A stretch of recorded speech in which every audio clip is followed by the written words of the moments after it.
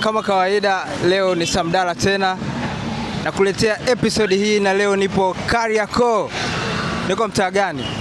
Huo ni mtaa wa karibia na Msimbazi hapa, lakini nataka nikupe historia fupi ya Kariakoo kwanza. Kariakoo ni sehemu au ni kitovu kikuu cha biashara hapa Tanzania, na tukisema biashara tunaongelea kuanzia phone accessories, electronics, twende kwenye vifaa vya nyumbani, twende kwenye vyakula, twende katika kila aina ya biashara yote zinapatikana hapa. Na neno Kariakoo lilitokana na Waingereza au wakoloni, kutoka kwenye jina walilokuwa wanalitumia kama Carrier Corps. So Carrier Corps wazaa sisi tukalichukua kama Carrier Corps, baadaye kaja Kariakoo. Kariakoo kwa muda huo mara nyingi ilikuwa ni makazi, alafu pia na biashara ndogo ndogo zilikuwa zinafanyika.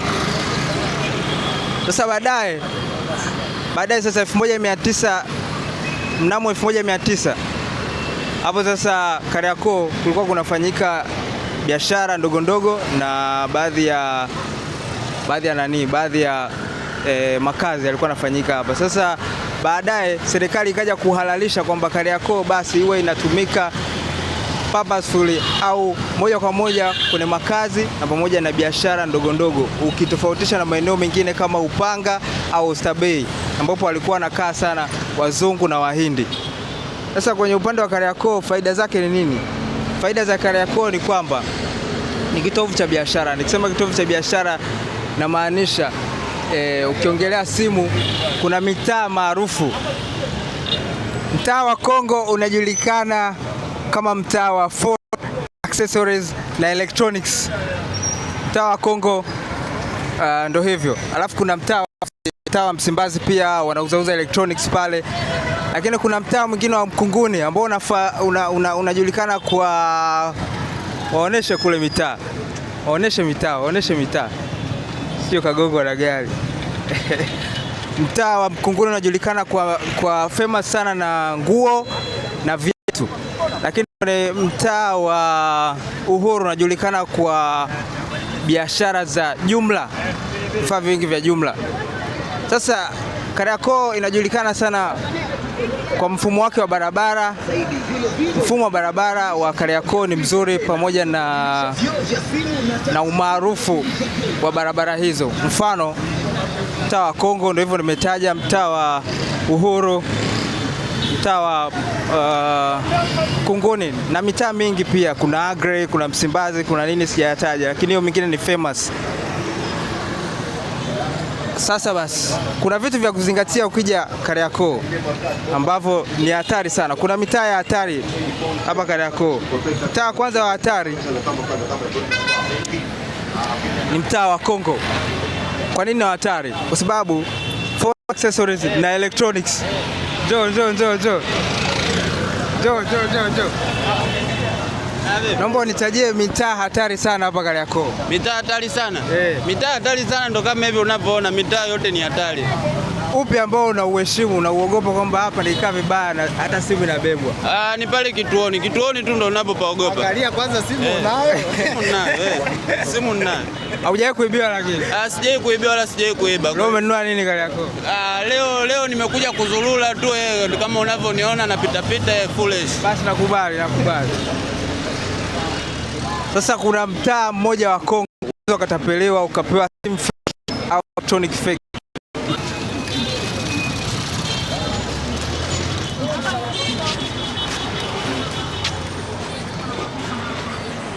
Sasa kwenye mtaa wa Mkunguni. Mtaa wa Mkunguni sasa kwenye upande wa mchana hamna shida, lakini kwenye upande wa usiku kule Mkunguni kuna engo wenyewe sana, kwa vibaka unaweza wakajificha bodaboda. Kwako wewe bodaboda usipite usiku mitaa ya Mkunguni, kwa sababu unaweza ukachukua bodaboda yako. Kwenye mitaa ya Uhuru unaweza ukapokea maagent fake, unaweza kukupa deni na unaweza ukatapeliwa kimya mitaa ya Uhuru. Kwa kuwa makini. Na vitu vingine ni kwamba hautakiwi kupelekwa na mtu usemfahamu katika duka lolote Kariakoo.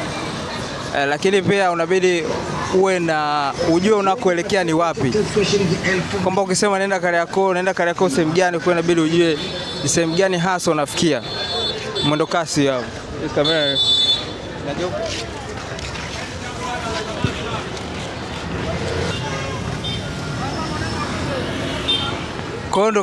kondo kama hivi jiji linazidi kukua, kama hivi majengo yanazidi kutengeneza. Hapa tuko mtaa wa Msimbazi.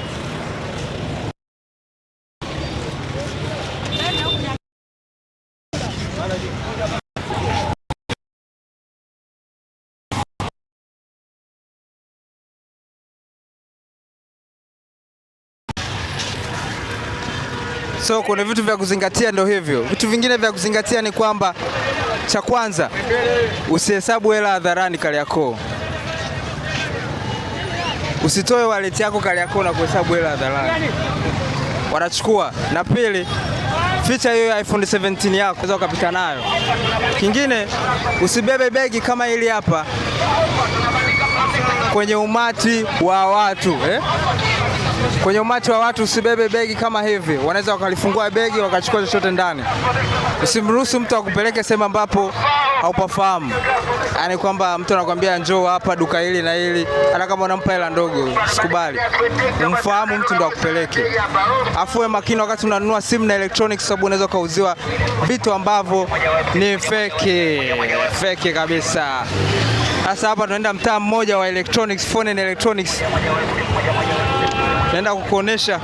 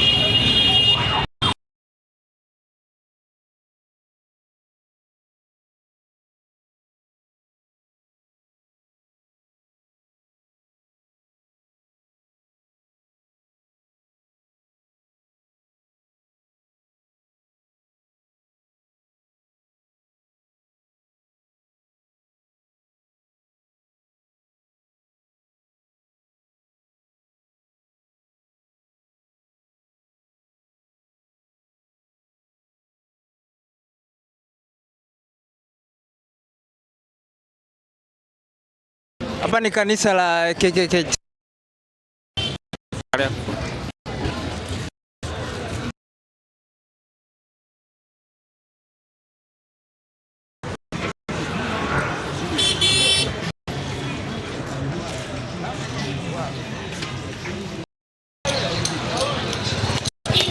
Ni mitaa gani hatari sana Kariakoo? Yaani hata wewe mwenyewe ukiwa unapita unajifikiria. Mitaa hatari kwa ajili ya nini? Kwa ajili ya usalama. Kwa ajili ya usalama?